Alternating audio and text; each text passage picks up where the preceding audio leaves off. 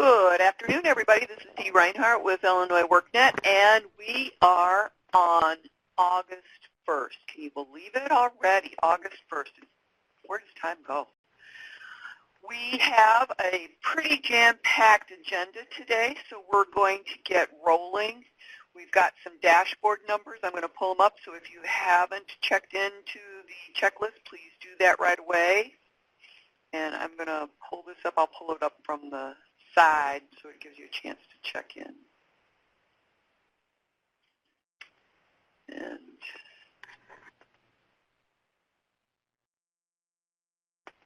goodness gracious, what is going on?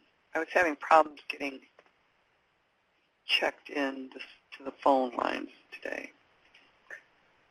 All right.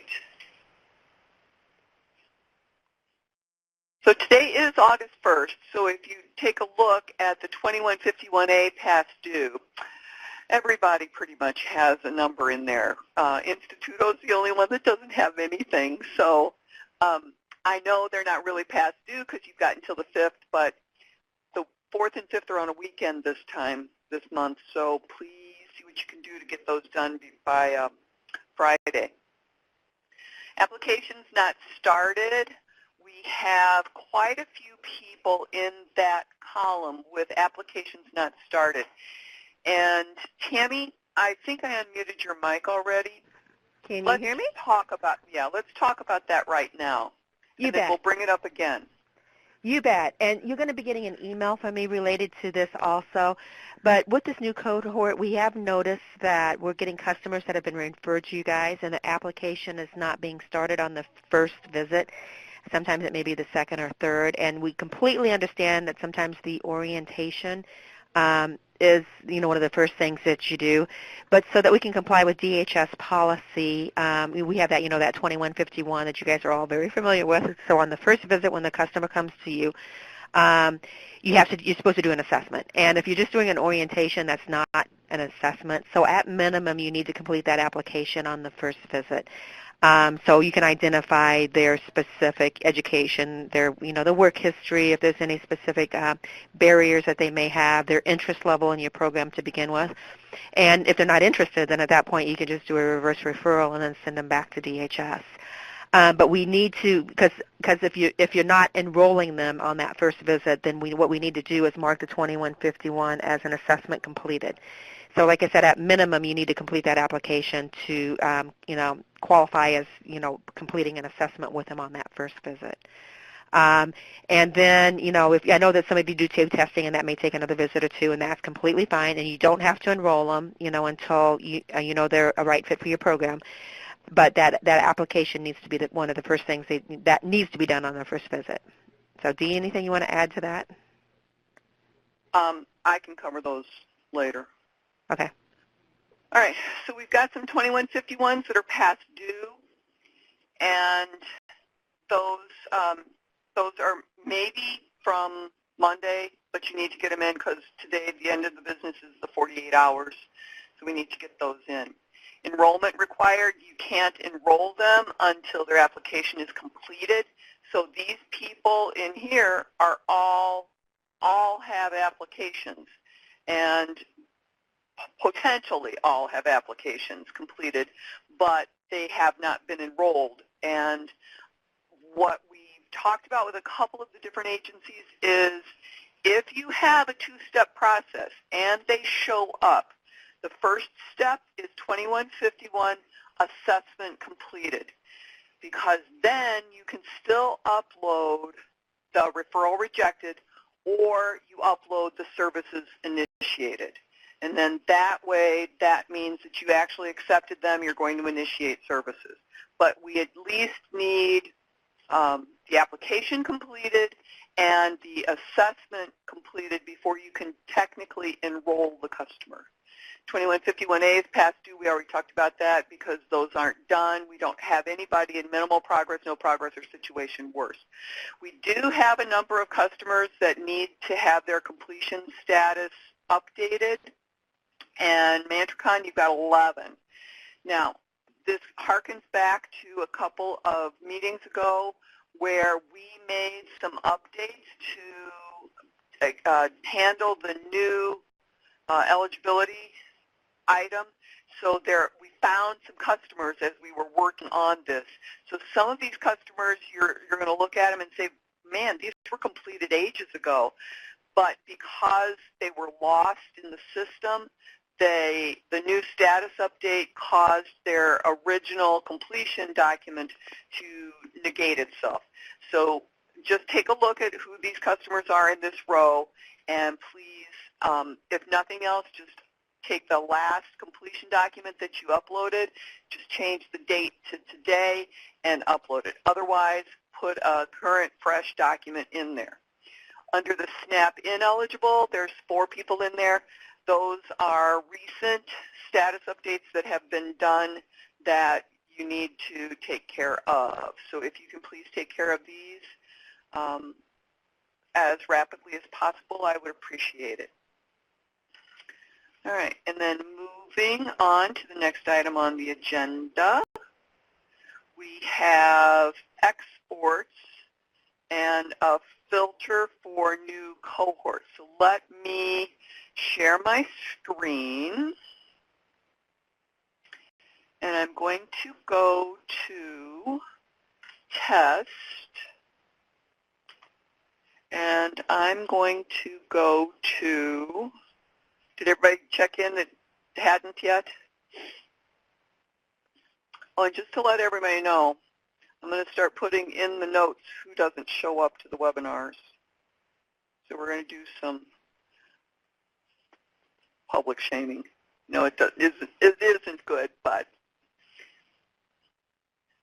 we're going to take a look at these. I'm in test. Referral pending appointment has not been scheduled.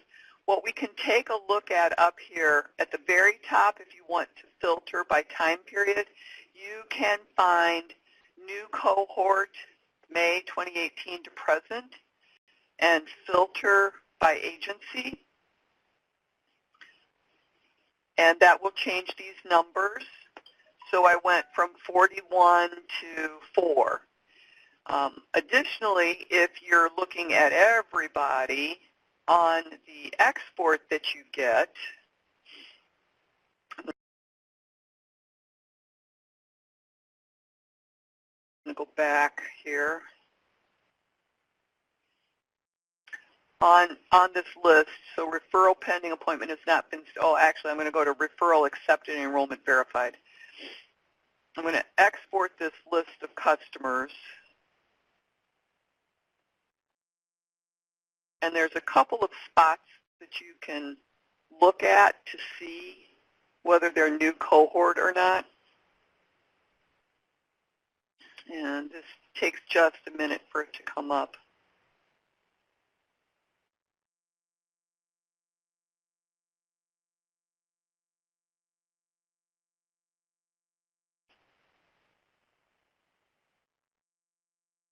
All right, so enable editing.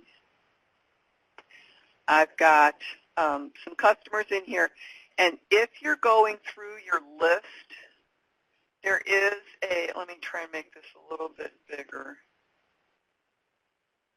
There is a row at the top that says,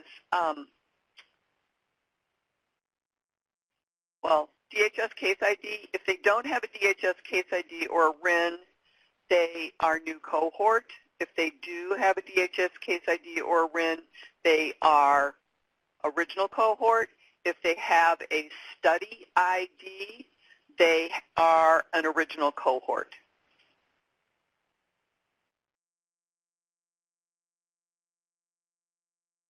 Yes. Carmen, yes, the answer is yes. On their original appointment date. It's part of the assessment. All right. And another place that you can look to see is if they have a random assignment in their column, it will say traditional SNAP ENT, EPIC SNAP ENT, or it will say new cohort. So on here, the random assignment will tell you what their random assignment was. They won't have a random assignment on there.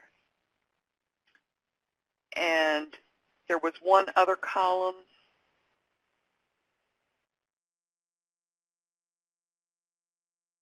All right, I'm not finding it easily, so I don't want to go through all of that. So those are a couple of places where you can look to see the whether they're new cohort or original cohort. And Kelsey, the answer is you need to now. Okay, next item on the agenda is, did you miss the discussion that Tammy spoke about? Okay, we'll go over it again in a second here. So, exports filter for new cohort, that's what we just covered. Application on the first appointment. We're experiencing a lot of difficulties getting people to move through the dashboard appropriately. And one of the things that we need is we need the application filled out on the first appointment. And Tammy is going to be sending out a letter. It includes a lot of information that you need for assessment purposes, like it includes their education, it includes any job history that they have, it includes their barriers. So we just need that application filled out on the first appointment. In a lot of cases, they're not coming back for a second appointment. In that situation, you just either reject the referral or you do the conciliation if you've already submitted the 2151 that says services initiated. But if they don't come back for the second appointment, we don't ever get the application filled out. And so we've got a ton of people that are sitting up in that row on the dashboard, and we need to get that whittled down.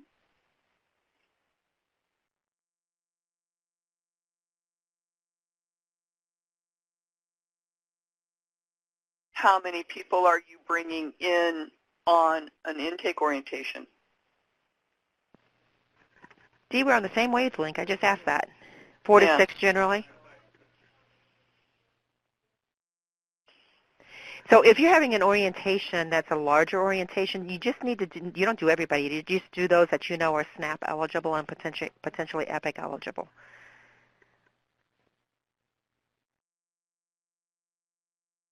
We can take this offline, but after they've been approved by DHS, that first appointment that they come back to meet with you needs to be the EPIC application.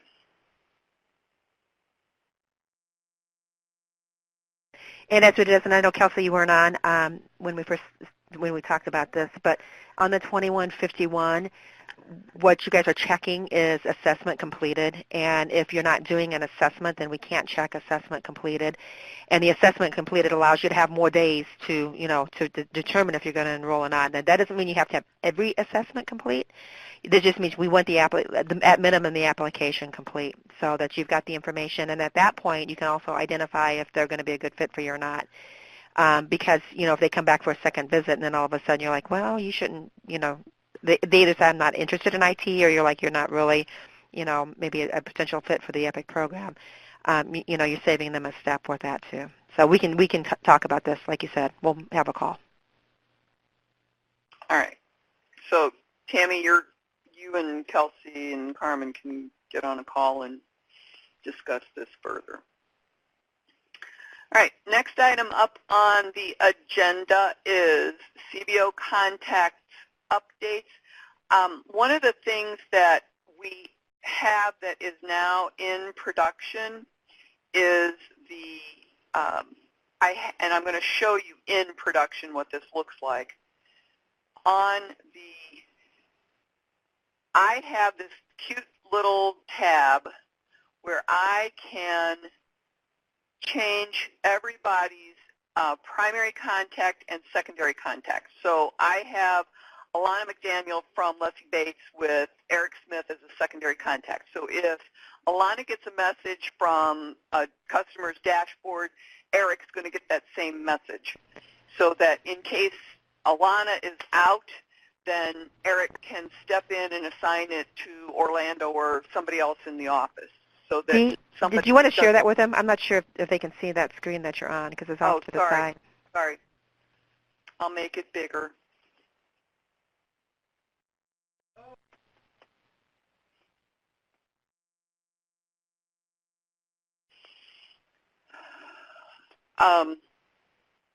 Okay, so now we can see this.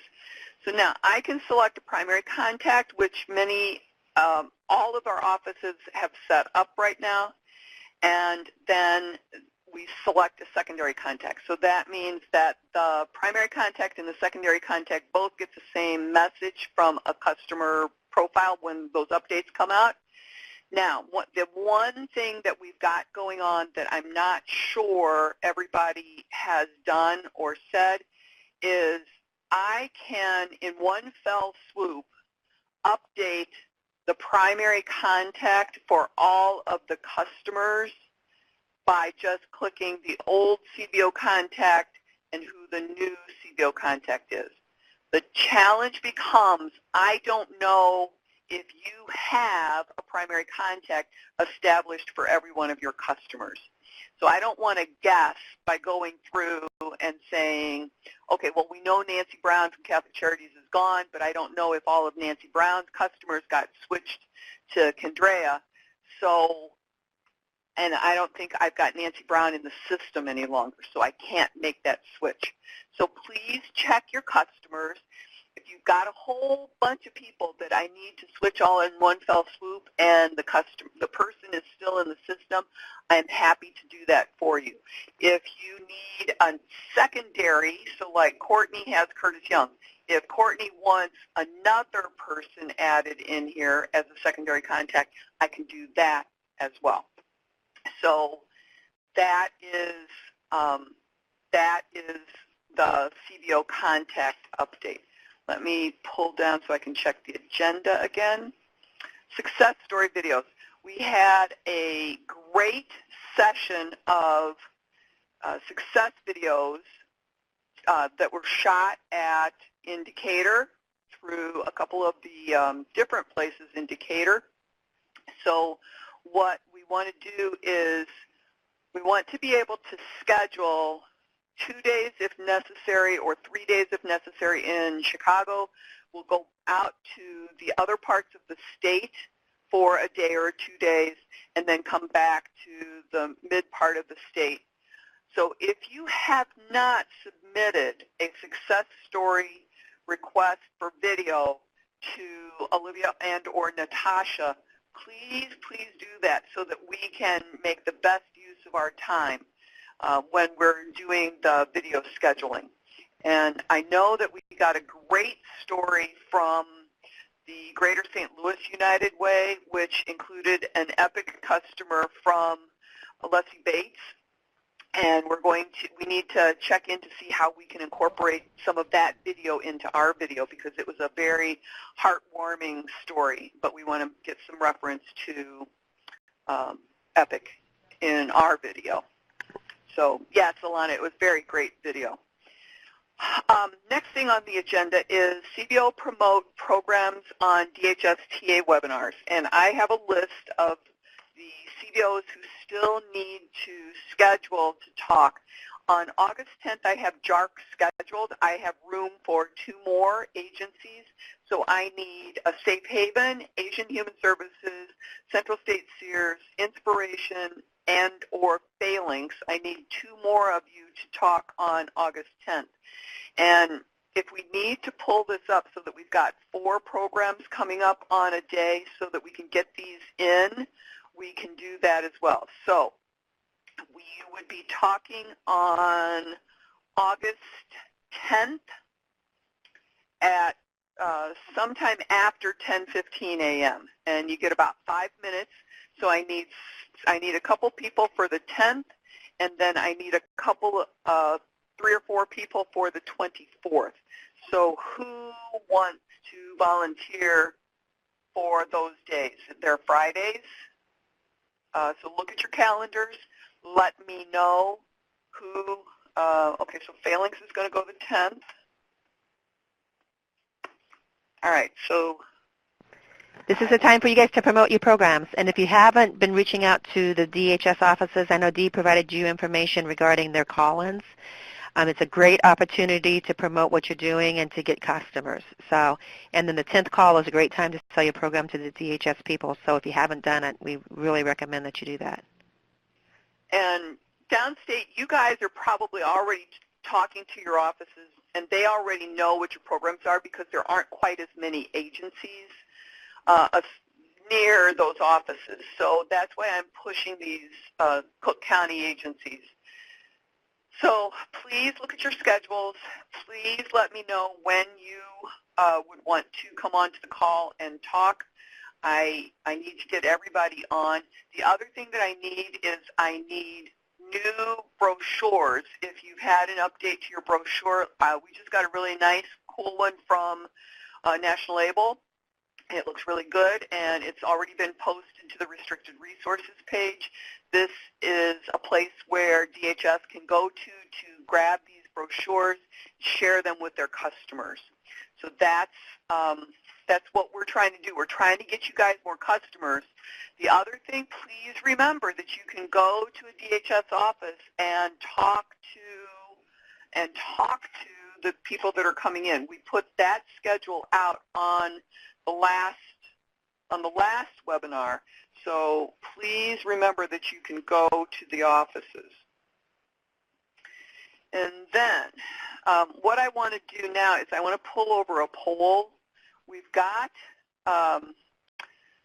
what we've discovered is that if we close out the programs that you currently have in the system, there at one point in time there will probably be no programs for the DHS customers to refer to.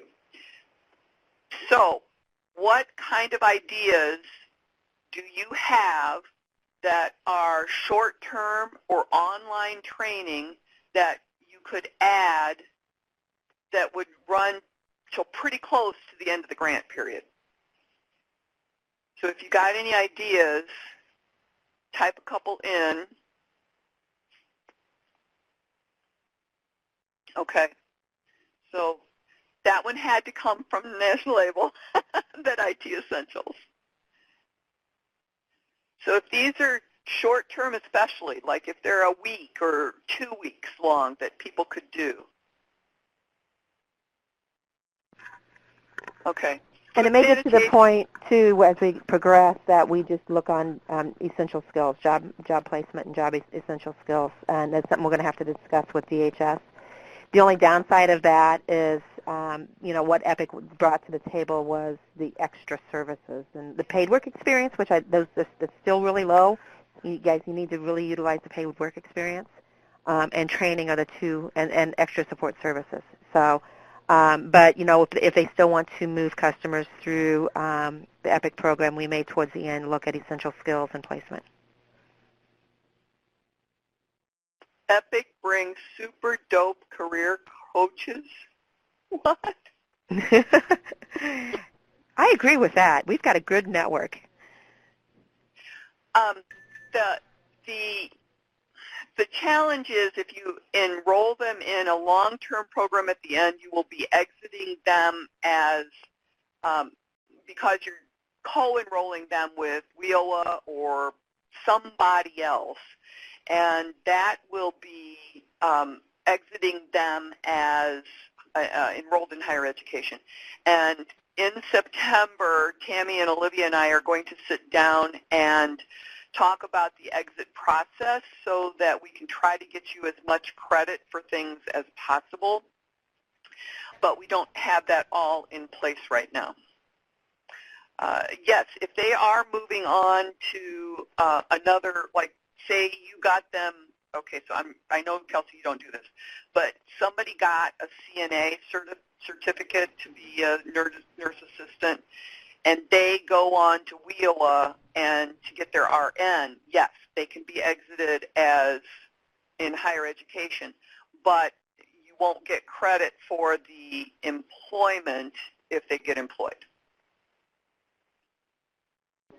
But like Dee said, we're talking about that whole, because that's a positive exit. And the last thing we want to do is, put them through, paying for the tuition, say, in the fall semester, and then say, oh, guess what, I can't help you in the spring because the program's over.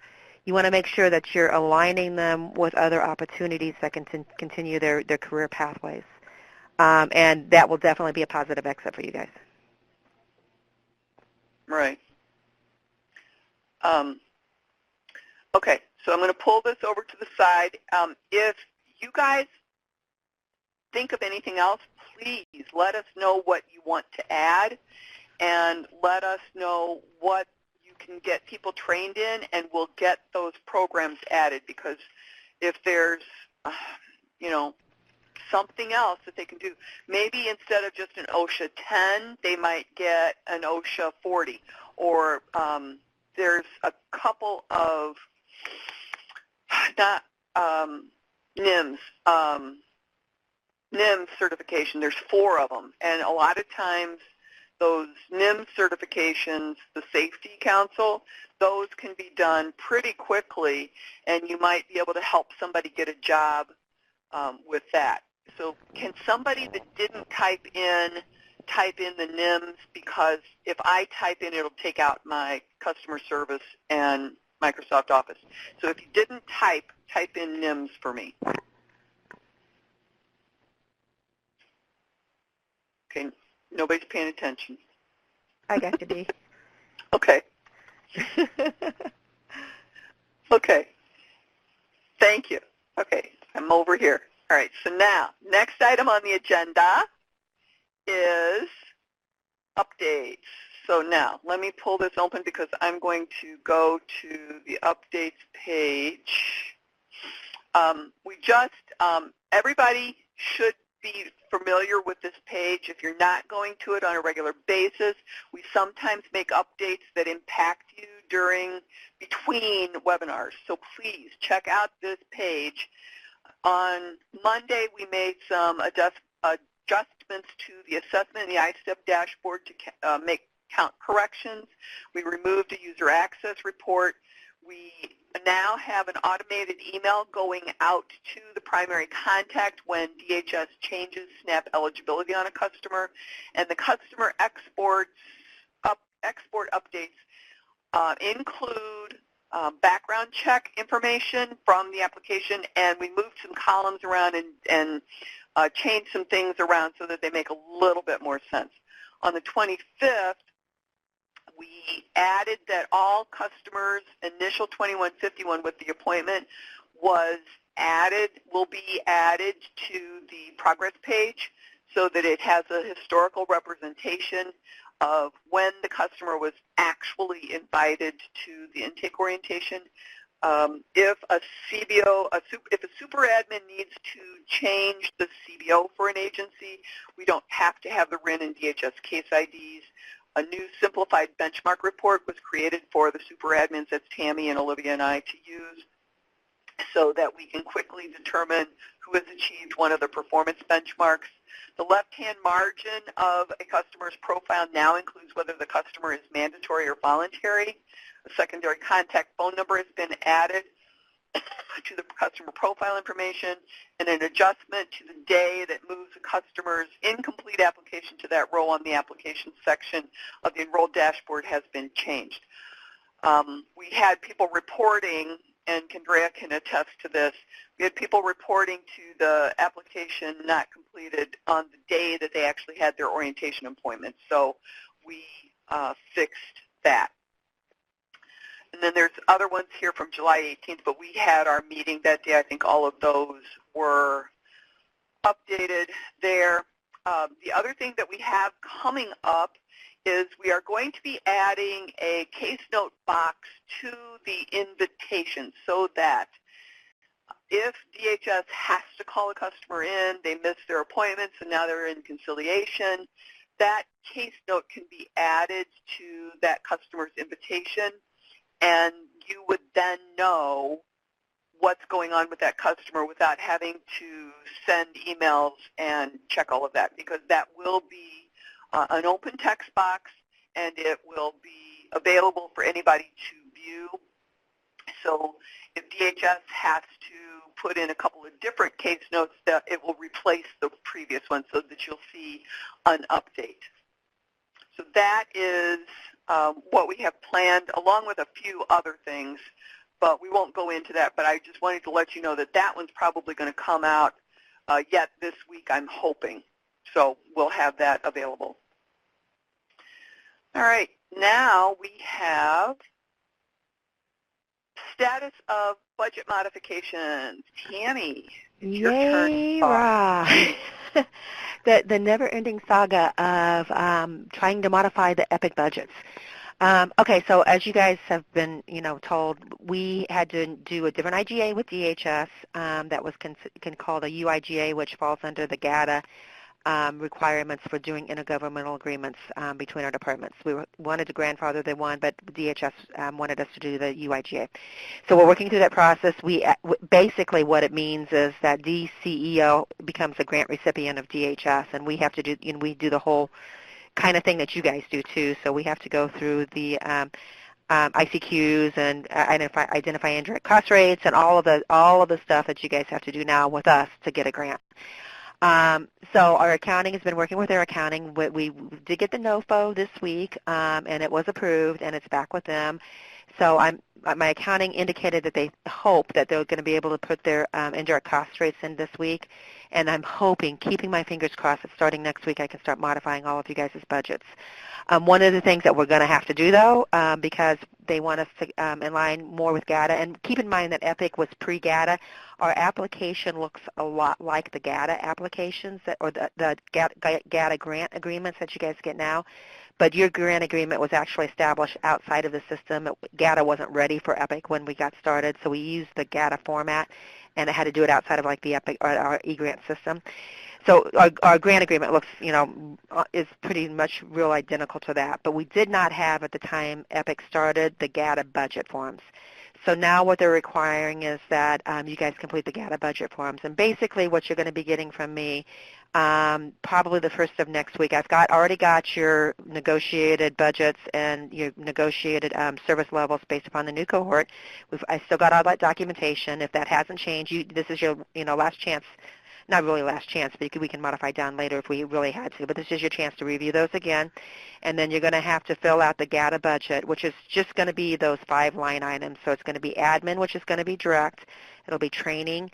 It'll be career navigation, support services, and paid work experience. And in those GATA budgets, if you're familiar with it, there needs to be some more detail in that on those back pages. So you're going to have to identify, a little bit to more detail exactly what those are going to be expended on, or how that's going to be expended, with this particular grant.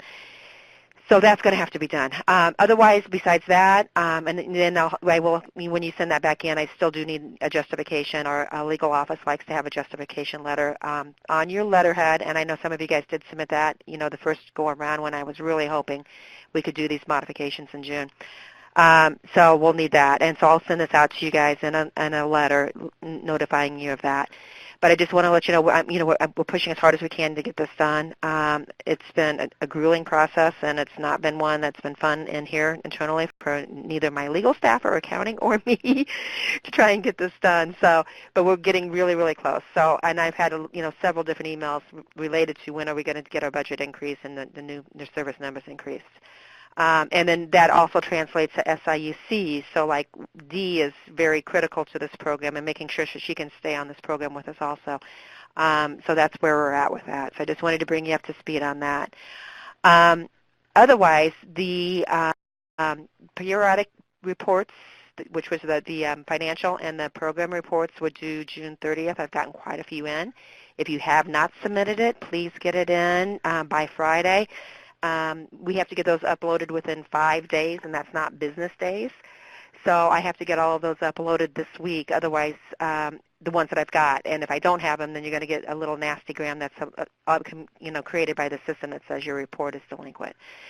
So if you have not submitted it, get that submitted to me, preferably by noon Friday, so I'll have an opportunity to get those uploaded in the system. And then the cost data workbooks that went out to you guys from Kelly. Those are due August 23rd. Now, there was a few, and I did send the emails out on the round 8s that I didn't have, and I think I've got most of those. If I'm missing one or two, I'll work with you direct. But the round 9 cost workbooks are out in the field now, and they need to be sent to me, to my attention, by August 23rd. And you can CC Kelly on those if you want to, but I'm the one responsible for uploading those into their system. So are there any questions on any of that? I kind of went through that as quick as I can. And Tammy will add to the notes so that we've got all of that information in the notes from today's webinar. Correct. All right. I don't see anybody else typing. Did everybody check in? You know what we could do, Dee, for motivation? Those that actually are on the call get their modifications done first. Okay. I don't think that's cool over here. Should I add that to the notes? Yeah. If you attend all the webinars, you get blah, blah, blah, blah, blah. Yeah, so keep this list of who's not attending, and they'll have to, or either that or if you're on the call, you better let us know that you're on right now. Yeah, exactly, because I already tracked who's not, so. All right. Money is always motivating. Yeah. Frank, when do you guys want to do your presentation to DHS? The 10th or the 24th?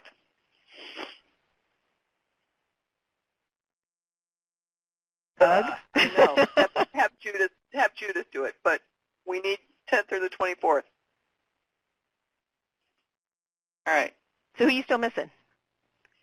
I'm still missing Asian. Oh, they're going to get deemed twice. This is really going to be the last one. Abram, Sear. What day? 10th or the 24th?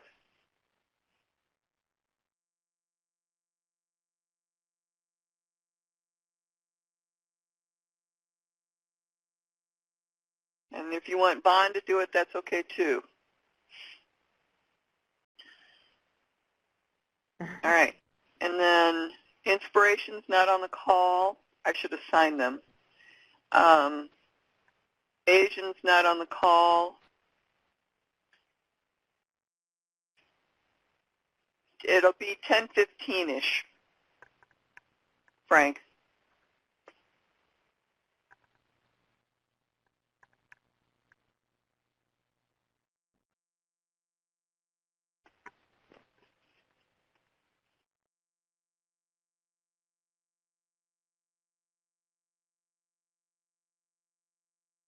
All right.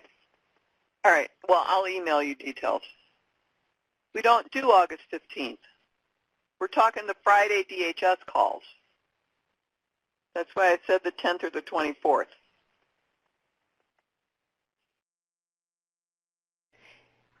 So, and Dee, we'll reach out to those that have not done theirs yet, too. Maybe we can send a note to all of them and say, we need you guys to participate in this. Right. And then Carmen and Kelsey, if you guys want to give me a call after this, I am available. All right. So I've got Sears down for the 24th. Okay. All right. I will reach out to everybody else, and we'll get them added in, and I will get notes out to everybody as soon as